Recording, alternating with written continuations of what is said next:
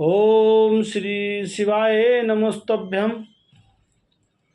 मैं पंडित सुदत्त भारद्वाज, श्री श्याम सरकार, श्री खाटू श्याम सेवा ट्रस्ट, श्री राम वृंदावन से बाबा श्री खाटू श्याम जी का निर्माणाधीन मंदिर है, कार्य प्रगति पर है। ओम श्री श्याम देवाय नमः। ओम नमः शिवाय, ओम नमः शिवाय, ओम नमः शिवाय।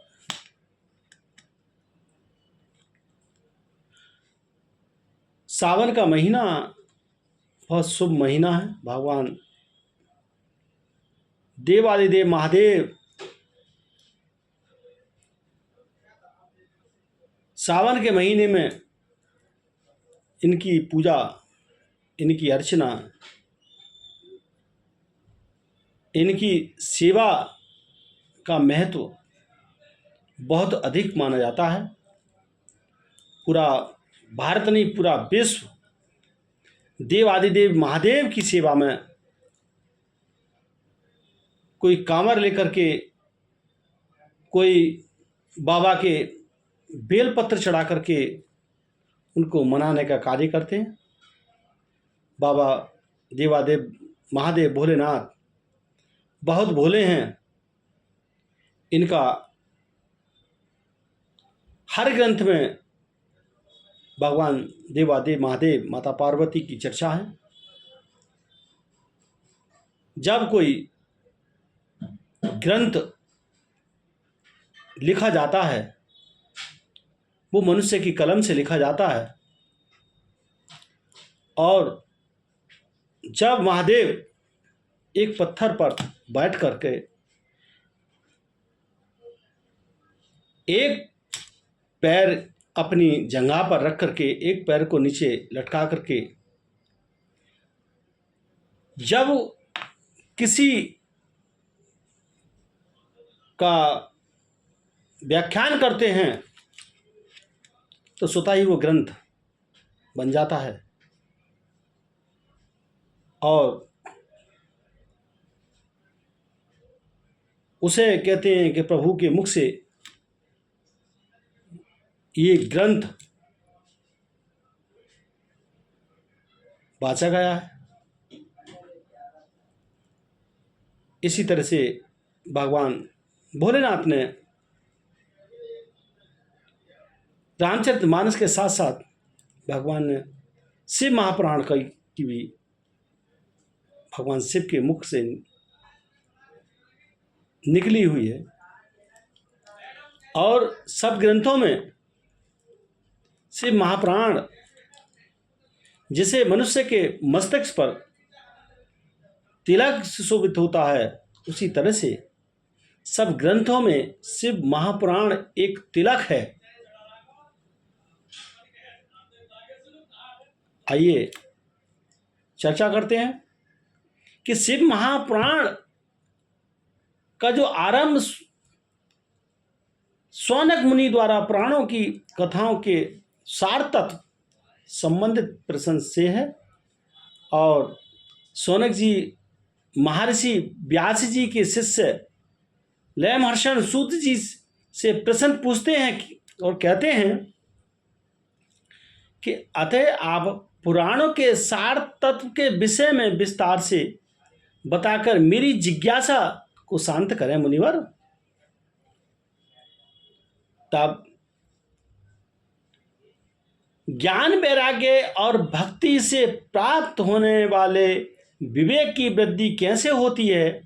काम, क्रोध और अहंकार साधारण मनुष्य इस मानसिक विकारों का निवारक कोई साधु पुरुष किस प्रकार कर सकते हैं?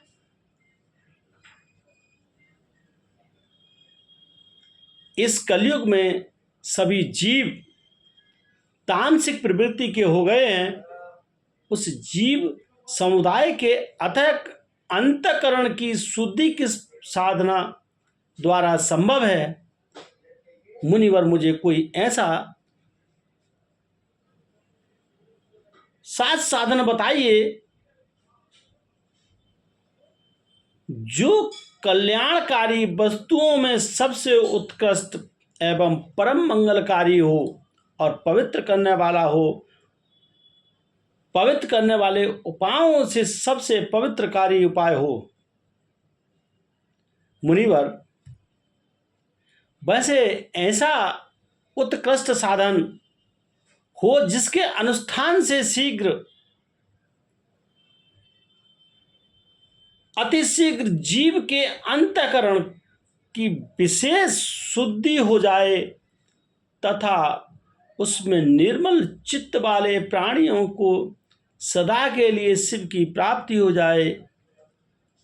इन प्रश्नों को प्रत्युत्तर में महर्षि सूत जी कहते हैं कि मुनि श्रेष्ठ, शौनक तुम धन्य हो, क्योंकि तुम्हारे हृदय में पुराण कथा सुनने की विशेष प्रेम एवं लालसा है। इसलिए मैं शुद्ध बुद्धि से विचार कर तुमसे परम उत्तम शास्त्र का वर्णन करता हूँ।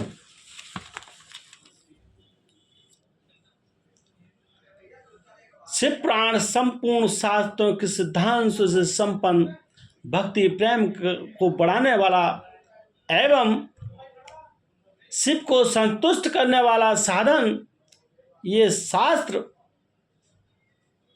कानों के लिए रसायन अमृत स्वरूप तथा दिव्य। तुम इसे श्रवण करो। मुनि, ये परम उत्तम, वह परम उत्तम शास्त्र पुराण जिसका पूर्व काल में भगवान शिव ने की प्रवचन किया था, ये काल रूपी सर्प से प्राप्त होने वाले महान त्रास को विनाश करने वाला उत्तम साधन है। हे गुरुदेव,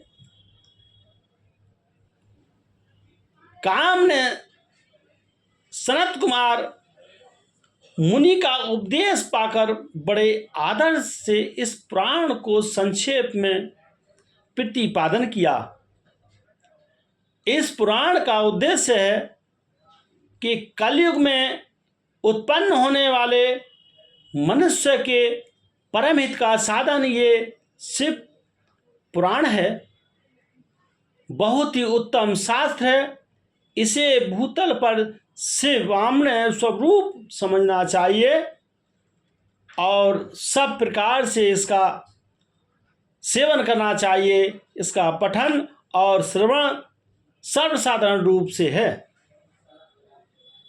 भगवान भोलेनाथ